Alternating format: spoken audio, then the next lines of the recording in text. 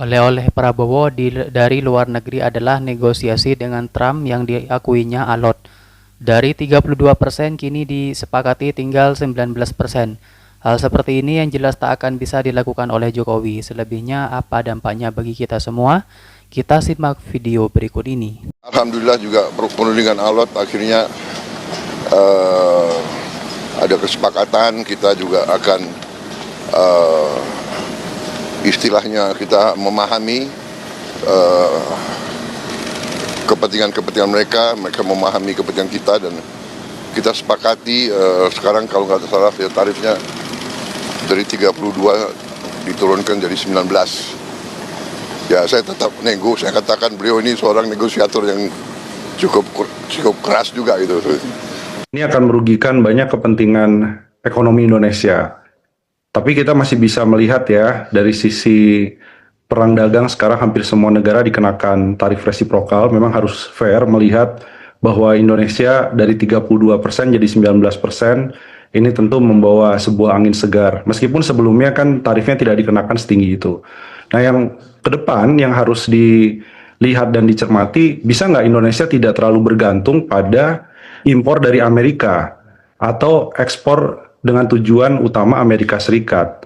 Bisa nggak negara-negara intra-ASEAN, negara Timur Tengah, itu menjadi negara diversifikasi ekspor, termasuk negara-negara BRICS sebenarnya yang membutuhkan banyak sekali produk-produk dari Indonesia.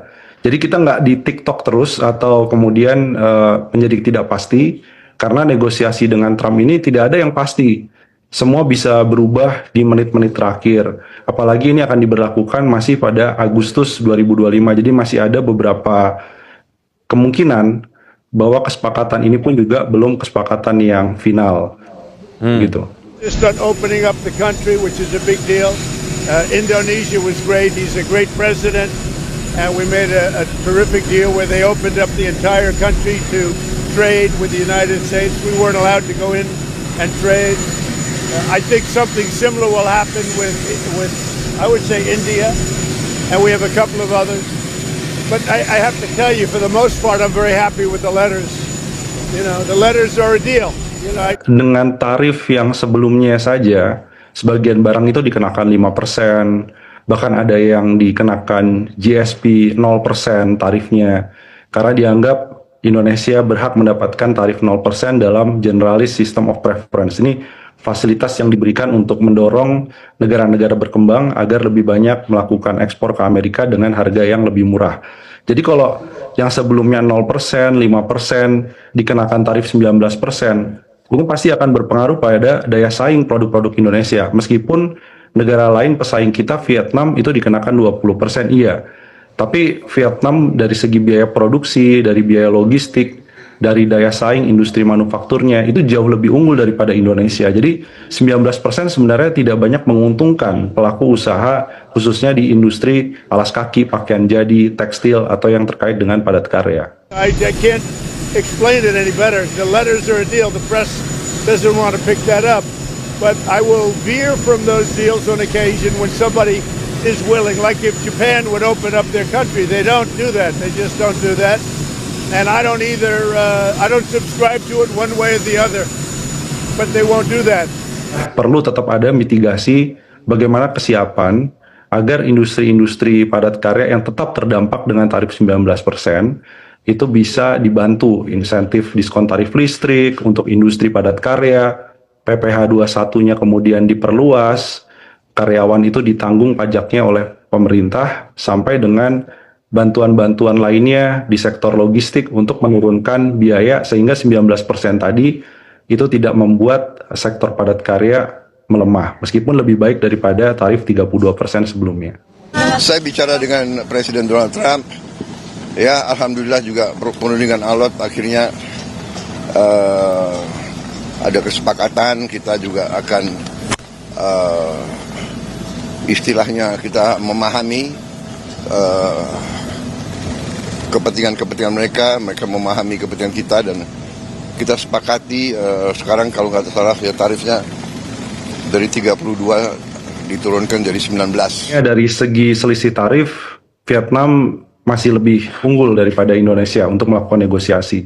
Kenapa? Karena 19% ini bukan cuma-cuma. 19% tarif Indonesia untuk ke Amerika, itu juga ada 0% produk-produk Amerika akan lebih banyak masuk ke Indonesia. Plus Indonesia harus melakukan pembelian spare part pesawat, kemudian juga suku cadang kendaraan bermotor, dan juga banyak sekali produk-produk yang harus dibeli dari Amerika Serikat, termasuk LNG, kemudian juga impor BBM.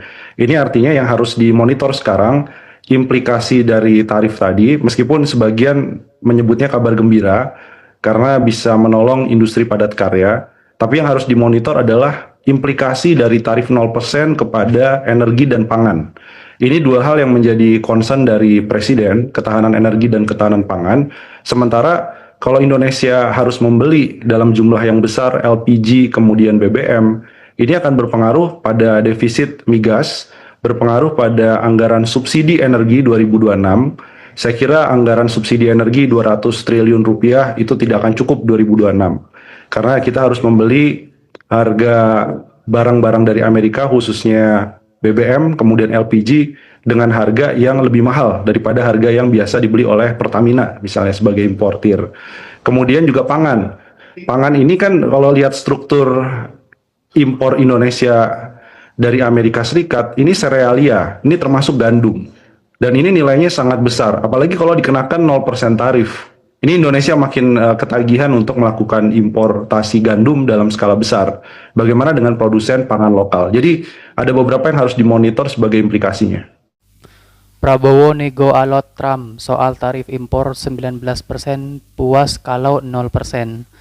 Presiden Prabowo buka suara perihal pembahasan terkait tarif importasi dengan Presiden Amerika Serikat Donald Trump.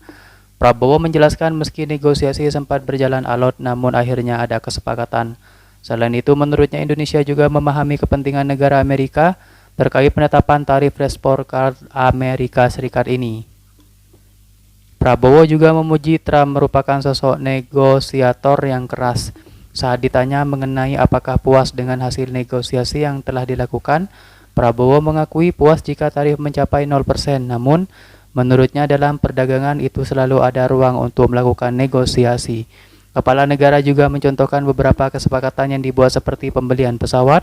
Itu tidak akan merugikan Indonesia karena memang saat ini dibutuhkan oleh maskapai Garuda Indonesia. Selain itu, Indonesia juga membutuhkan BBM, gas, gandum, hingga kedelai yang masih perlu diimpor dari Amerika. Jadi menurutnya dengan kesepakatan pembelian produk AS ini tidak akan merugikan Indonesia.